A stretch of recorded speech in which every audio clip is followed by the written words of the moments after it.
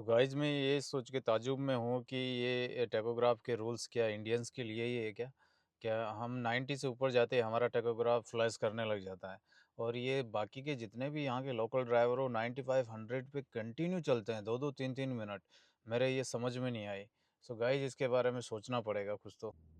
Hey guys good morning welcome back to my new vlog. So guys आज के vlog में हमारा 1300 kilometre का सफ़र है। क्रोशिया तक जाना है हमें। हंगरी के पास में है। सो वहाँ पे अनलोडिंग होगा हमारा। हमने लोड कर लिया है, अभी सफ़र शुरू किया है जस्ट खाना खा के। आप ये इटली की रोड्स देख सकते हो, बड़ी स्मूथ है। यहाँ से हम सीधे सबसे पहले जाएंगे इटली और स्लोवेनिया बॉर्डर के ऊपर। वहाँ पे हमें टोल पे करना है क्योंकि हमारे पास बूथ नहीं है। जो डोंगल होता है सो डार्सगो करके एक छोटा सा डोंगल आता है, वो हमें ख़रीदना है। उसके बाद में हम जर्नी आगे कंटिन्यू रखेंगे, लेकिन वहाँ पहुँचने से पहले ही हमारा ड्राइविंग टाइम ख़त्म हो जाएगा। तो हम इटली में ही आज का 9 घंटे का रेस्ट करेंगे। सो रेस्ट के लिए मैं सोच रहा हूँ एक पुरानी पार्किंग है जहाँ पे मैं अक्सर ठहरा करता हूँ। सो वहीं पे पहुँच जाएंगे क्योंकि हमें करीब करीब 500 से 600 किलोमीटर आज चलाना है। सो शाम तक हम इजीली वहाँ पहुँच जाएंगे 8 बजे से पहले और हमें पार्किंग मिल जाएगी। आप सुनहरा मौसम देख सकते हो गाइस, कितना शानदार मौसम है बादलों के साथ में। ट्रक से ओवरटेकिंग में लगे हुए हैं। हम हमेशा थर्ड लेन यूज़ करते हैं, हमें कोई जल्दबाजी नहीं होती है। लेकिन यहाँ पे कई कंपनियाज़ होती है ना जो उनको बोनस दे के चलती है ड्राइवर्स को कि उनको महीने के 10,000 या 15,000 किलोमीटर अगर वो कवर करते हैं तो एक्स्ट्रा 100-200 यूरो उनको मिलता है। सो ये जो भी 90-95 पे जो चलते हैं ड्राइवर्स, मेरे को भी सरप्राइज़ होता है कि हमारा टेको 90 से ऊपर जैसे ही हम 30 सेकंड तक चलते हैं उसके बाद में फ्लैश करने लग जाता है और हमारा ओवर स्पीड और हाई स्पीड है ना रिकॉर्ड करने लग जाता है। लेकिन मुझे ताज्जुब होता है यहाँ के ये जो ड्राइवर्स कंटिन्यू मैंने देखा 2-2 3-3 मिनट तक 95 और 100 पे गाड़ियाँ चलाते हैं। पता नहीं ये इन्होंने टैकोग्राफ के अंदर कुछ कर रखा है या क्या है।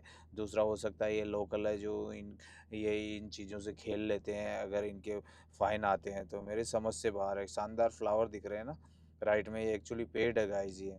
अभी रेड कलर की पत्तियाँ निकल रही है, लेफ्ट में भी है, राइट में भी है। बड़े प्यारे लग रहे हैं ये, है ना। और छतरी नुमा पेड़ है, देखो शानदार। हमारी रोड की और हमारा कॉम्बिनेशन ज़बरदस्त है, हमारी स्पीड कभी नहीं टूटती है और स्पीड से मुझे इतनी खुशी मिलती है, ये मेरी लाइफ है। जब भी मैं रोड देखता हूँ स्पीड मेरे अंदर अपने आप आ जाती है। कोशिश करता हूँ मैं इसी पे चलता रहूँ मेरे जितना भी जीवन बचा है, क्योंकि ये मेरे ब्लड के अंदर है ड्राइविंग। मुझे खुशी मिलती है इससे। एज ए कार्गो गाइस हमने गोभी सफ़ेद वाला जो फूल गोभी है वो लोडेड किया है। इसमें लोडेड करने के टाइम पे एक स्पेश ध्यान रखना पड़ता है कि अगर आप क्रोएशिया जा रहे हो या हंगरी जा रहे हो तो आपका ड्राइव एक्सेल का वेट हो सकता है। सो हंगरी में स्पेशली जो है 10.5 आपका ड्राइव एक्सेल का वेट होना चाहिए अगर कांटे पे गाड़ी लगती है ना कंट्रोलर के ऊपर। और आपका जो ट्रेलर के तीनों एक्सल है उनका ईच एक्सल का 7.5 होना चाहिए।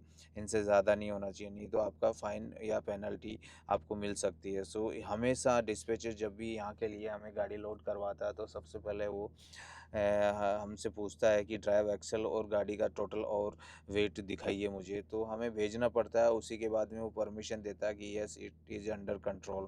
फिर उसके बाद में हम आगे निकलते हैं। ऐसे ही ऑस्ट्रिया का भी है। ऑस्ट्रिया में भी कई बार गाड़ी कांटे पे लगती है, तो ऑस्ट्रिया में भी ज़्यादा वेट नहीं होना चाहिए। सो कुछ कंट्रीज़ है जहाँ पे वेट का हमेशा ध्यान रखना पड़ता है। बाकी अदर कंट्रीज़ में जर्मनी, इटली और आपके स्पेन, फ्रांस, पुर्तगाल, इधर Sweden, Denmark, Poland, Lithuania, Latvia, इनमें इसका वेट का कोई प्रॉब्लम नहीं होता है। सो ड्राइवर आराम से बिना किसी टेंशन के चला सकता है। बस हमें हमेशा हमारा सीएमईआर कैरी करना पड़ता है क्योंकि चेकिंग के दौरान हमेशा सीएमईआर पहले पुलिस पूछती है और पीछे कार्गो को भी चेक करती है, डॉग्स वगैरह रखती है। तो बॉर्डर के ऊपर ऐसा सीन होता है। सो हम बॉर्डर पे आज तो नहीं पहुंचेंगे, कल पहुंचेंगे। आज हम जल्दी ही पार्किंग में पहुंच के रेस्ट करेंगे। हमें खाना भी बनाना है गाइस। गाइस जैसा आपको बताया कि हमारा गैस सिलेंडर ख़त्म हो गया है, 2 सिलेंडर है हमारे पास साढ़े 3-3 लीटर के। सो एक चैलेंज है अभी। आज सिर्फ़ हमने चाय पी है, बाकी कल का खाना रखा हुआ था तो उसी को जैसे-तैसे करके खाया है। क्योंकि यहाँ पे जो गैस सिलेंडर में है ना, गैस भरने के स्पेशल पॉइंट होते हैं और हमारा रूट जर्मनी मोस्टली होता है, तो उधर से इस बार 10 दिन के लिए लगा ही नहीं। सो हमारा लास्ट जो सिलेंडर था वो ख़त्म हो गया। हम सोच रहे थे जर्मनी की तरफ का रूट मिले, क्योंकि जर्मनी में सिलेंडर ईज़िली भर जाता है, ड्राइवर खुद भर लेता है, जाके गैस स्टेशन पे पूछने की ज़रूरत नहीं है, भर के आराम से काउंटर पे जाके पेमेंट जमा करवा देता है। तो आज हम सोच रहे हैं गाइस रास्ते में कहीं इटली के अंदर कोई रिक्वेस्ट करके, क्योंकि किसी फ्रेंड ने बोला कि आप रिक्वेस्ट करो या डबल पेमेंट देना, जैसे नॉर्मली 10 यूरो लेते हैं, 7-8 या 9 यूरो होता है, तो आप डबल 20 यूरो बोलना। सो गाइज हमने एक दो जगह ट्राई किया है लेकिन मना कर दिया, शाउटिंग और करते हैं, क्योंकि इटली में क्या है, एक बार रोम के पास में गाड़ी के अंदर गैस भरवाते हुए टाइम पे सॉरी उस टाइम पे धमाका हो गया था, तो उसके बाद में इटली में स्पेशली बहुत ज़्यादा लोग अलर्ट हैं। पेट्रोल पंप वाले सीधा बोलते हैं कि पुलिस आ जाएगी या पुलिस को हम बुला लेंगे, हम गैस नहीं भर सकते। सो रिक्वेस्ट मुंह के सामने चाहे आप मुंह बना लो, ऐसे हो जाओ जैसे 5 दिन से खाना नहीं खाया हो, लेकिन फिर भी वो तरस नहीं खाते हैं गाइस। तो गाइस आज भरता है तो ठीक है, नहीं तो कल हम डेफ़िनेटली है ना, रास्ते से कहीं न कहीं से हम भरेंगे, क्योंकि 1-2 बंदे ने हमारे को इटली में गैस कंपनी का नंबर दिया है। तो थोड़ा-सा वेनिस के पास में मैंने चेक किया गूगल पे, तो वहाँ थोड़ा-सा 2 किलोमीटर साइड में उतर के वहाँ पे हमें जाना है। आज शाम को तो जा नहीं पाएँगे क्योंकि कंपनी बंद हो जाएगी और हमें रेस्ट भी लेना है, तो कल सुबह 8 बजे खुलेगी, उसके हिसाब से हम निकलेंगे और फिर हमें गैस सिलेंडर लेना है। या तो इसमें गैस भर जाती है, नहीं तो नया लेना पड़ेगा गाइस, क्योंकि भूखे तो नहीं रह सकते ना। सो ये कई बार चैलेंज हो जाता है, बेवकूफ़ी नहीं कह सकते इसको, हमारी कमी नहीं थी इसमें, लेकिन हमारे रूट पे मिला ही नहीं ना। हमने ना करते हुए 20 जगह पे चेक किया। तो सिलेंडर की होती है समस्या, और इसकी समस्या हम समझ सकते हैं, क्योंकि ग्रुप में कई बार अदर ड्राइवर्स भी, हमारे कलीग लोग भी मैसेज करते हैं कि यार हमें लोकेशन भेजो, हमें सिलेंडर भरवाना है। लेकिन आज मुझे रियलाइज़ हुआ कि सही में ये बहुत बड़ी प्रॉब्लम है, क्योंकि अगर सिलेंडर में गैस नहीं है तो आप खाना कैसे पकाओगे? सो गाइज होपफुली आज भर जाता है, नहीं तो फिर कल हम गैस भरने वाली कंपनी में जाके नया सिलेंडर ले लेंगे और आपको बताएंगे। तो गाइस जैसे ही आप वीडियोस को लाइक करते रहो, सब्सक्राइब करते रहो और शेयर भी किया करो, क्योंकि आप लोगों की डिमांड और आप लोगों को कुछ दिखाना चाह रहा था मैं यूरोप का, इसलिए मैं मेहनत कर रहा हूँ। डेली मेरा मकसद है एक व्लॉग डालने का, जैसा भी डले, जिस भी रोड का डले, मैं कोशिश करूँगा डालता रहूँ आप लोगों के लिए। अभी हम पडोवा जा रहे हैं, पडोवा से हमें क्या डीजल भी भरवाना है। वैसे तो इटली हमारी लिस्ट में है ना अभी, प्राइस के हिसाब से 10वें नंबर पे है, लेकिन हमारे प्रोजेक्ट में क्या है, अगर इससे बेटर कंपनी या कंट्री नहीं आती है रास्ते में, तो हम इटली से ही भरवाते हैं। लेकिन अभी हम जा रहे हैं स्लोवेनिया होते हुए क्रोएशिया, तो स्लोवेनिया के अंदर क्या है, वो 3rd नंबर पे है हमारी लिस्ट में कंपनी की तरफ से। तो ये स्लोवेनिया में प्राइस है अभी 1 पॉइंट ऑलमोस्ट 80, और यहाँ पे इटली में है 2.4। सो ऑलमोस्ट 50 सेंट का डिफरेंस है पर लीटर। सो अगर आप 1000 लीटर डलवाते हैं सीधा सीधा, सो आपको 500 यूरो का फ़ायदा होता है। तो वो कंपनी को होता है, ड्राइवर को नहीं होता, लेकिन कंपनी आपकी परफॉर्मेंस देखती है कि आप कितने जानबूझ करके समझदारी के साथ में आप डीजल डलवाते हैं इंस्ट्रक्शन फॉलो करते हुए।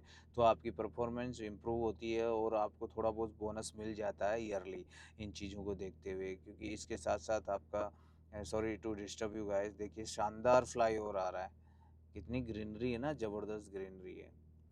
सो मैं था आपकी परफॉर्मेंस पे, तो ईयर आपके काम की परफॉर्मेंस को भी देखा जाता है। काम कैसे अच्छे से करते हो आप, डिस्पैचर से कैसे व्यवहारिक बात करते हो, अपने कलीग लोगों से कैसे बात करते हो, समझ रहे हैं? या अपनी कंपनी में मैनेजर लोगों से कैसे आपका बातचीत होता है। सो ये सारी चीज़ें मायने रखती है, इसलिए भाई यहाँ पे नम्र विनम्र होके आपको काम करना है, कभी किसी से कोई माथापॉड़ी नहीं करनी है। कोई काम पसंद नहीं आता तो सीधा बोले काम पसंद नहीं आ रहा, मुझे चेंज करना है। जैसे कि मेरे साथ हुआ, मुझे आते ही है ना फ़िश कंटेनर्स के लिए भेज दिया था वो दूसरे प्रोजेक्ट में, जहाँ पे मीट मछली मांस अंडा वो सारा चलता था, समझ रहे हो? फ्रोज़न मीट वगैरह और कई बार लोड भी करना पड़ता था। तो भाई मैंने बड़ी मुश्किल से 20 दिन निकाले। मैंने रिक्वेस्ट की कंपनी से पोलाइटली, और कंपनी ने बोला ठीक है, नो प्रॉब्लम, हम चेंज कर देंगे। और आज देखिए मैं, है ना, टेम्परेचर कार्गो के प्रोजेक्ट में हूँ, जहाँ पे सिर्फ वेजिटेबल और फ्रूट्स चलते हैं, और कोई दूसरा प्रोडक्ट नहीं होता। तो ऐसे,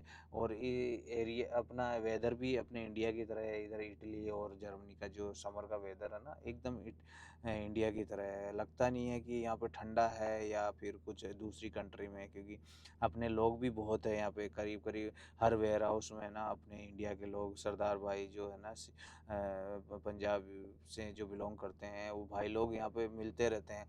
कई बार हाई हेलो होता है, हमें साग सब्जी भी प्रोवाइड करवाते हैं, कैरेट के कैरेट दे देते हैं। तो अच्छे लोग हैं यहाँ पे। सो अपनापन फील होता है यहाँ पे, इसलिए मैं इस प्रोजेक्ट को लाइक करता हूँ। सो गाइज, कभी भी आपके ड्राइविंग प्रोफेशन में कुछ चीज़ें आपके हिसाब से नहीं चलती और आपको पसंद नहीं है, तो आप कंपनी या एचआर से बात करके उस चीज़ों को सॉल्व करवा सकते हो। प्रेशर में काम नहीं करना है कि मेरे को इस लाइन में डाल दिया तो मुझे इसी में करना है, नहीं। कंपनी के पास जब इतनी गाड़ियाँ होती है तो उतने ही प्रोजेक्ट भी होते हैं अलग अलग। तो आपको आपकी सहूलियत के हिसाब से, जिसमें आप कंफर्टेबल रह सको, उसके हिसाब से आपको ज़रूर भेजते हैं वो। क्योंकि यहाँ पे भाई मैन पावर की बहुत ज़रूरत है, स्पेशली ड्राइवर शॉर्टेज चल रहे हैं यूरोप में। मैं आप लोगों को बार बार कह रहा हूँ कि क्योंकि इंडिया में अगर आप ड्राइविंग कर रहे हैं, तो गाइस कोशिश करें यूरोप आके गाड़ी चलाने की। यहाँ कोई इतना भेदभाव नहीं है, क्योंकि मैंने ये नोटिस किया है कि जिस भाई ने इंडिया में गाड़ी चला ली ना, वो ऑल ओवर द वर्ल्ड किसी भी कंट्री में इजीली गाड़ी चला सकता है। बस थोड़ा सा सिस्टम का फॉलोअप करना है, और उसके लिए चाहिए टाइम, महीना 2 महीना, तो वो हर कंपनी आपको एज ए ट्रेनिंग देती है। सो कोशिश करें गाइज, आपके पास हैवी लाइसेंस है इंडिया का, ट्रक या ट्रेलर चलाते हैं आप, तो आप थोड़ा सा पैसा खर्च करना पड़ता है अगर आप एजेंट के थ्रू आते हैं, लेकिन आपका भाई लाइफ सेट हो जाएगा। आप बच्चों को अच्छी एजुकेशन दे पाओगे, अपने फैमिली परिवार का ध्यान रख पाओगे, अपनी भी हेल्थ का ध्यान रख पाओगे। क्योंकि भाई थोड़ा दो पैसा जेब में होता है ना, तो आदमी का दिमाग अपने आप काम करता है। ये राइट में भी भाई ने पार्किंग में घुसा दी गाड़ी। हम आ चुके हैं पार्किंग में, अभी देखते हैं हमें भी कहीं मिलेगी, क्योंकि ये पुरानी पार्किंग है। यहाँ पे 2 बार पहले भी ठहरा हुआ हूँ। एक्चुअल हमारा फ्रीगो चलता है ना, तो हम क्या ट्रकों के बीच में खड़ा नहीं कर सकते, क्योंकि दोनों तरफ के दो दो गाड़ी वाले, ट्रक वाले ड्राइवर बेचारे परेशान होंगे रात भर आवाज़ से। तो मैं सोच रहा हूँ या तो ट्रक्स के पीछे खड़ा कर दूँ, या एक सेपरेट कॉर्नर में ही मैं गाड़ी को खड़ा कर दूँ, ताकि किसी को डिस्टर्बेंस नहीं हो। क्योंकि कम से कम हमारी नींद तो ख़राब होती है, हम तो नशा समझ के सो जाते हैं इस आवाज़ को, भूं भूं सर पे चलती रहती है। लेकिन बेचारे दूसरे ड्राइवरों की क्यों नींद ख़राब करें। देखिए यहाँ पे भी है, ट्रक्स के बीच में जगह है, लेकिन मैं नहीं डालूँगा। ये मेरे पाजी बोल रहे हैं साथ में चलने वाले, यहाँ लगा दो, लेकिन मैंने मना कर दिया नहीं। ये भी कई बार शॉक्ड होते हैं मेरे को देख के कि क्यों नहीं लगाते। मैं कि भाई समझा करो, किसी को डिस्टर्ब नहीं कर सकते आप ना। ज़बरदस्ती करने वाले ड्राइवर कई बार ठूँस देते हैं, जिनको माथाफोड़ी करनी होती है, और लोकल ड्राइवर ठूँस सकता है। और जगह नहीं हो लास्ट में तो भले ही आप ठूँस दो, लेकिन ऑप्शन हो तो उस ऑप्शन को लेके चलो।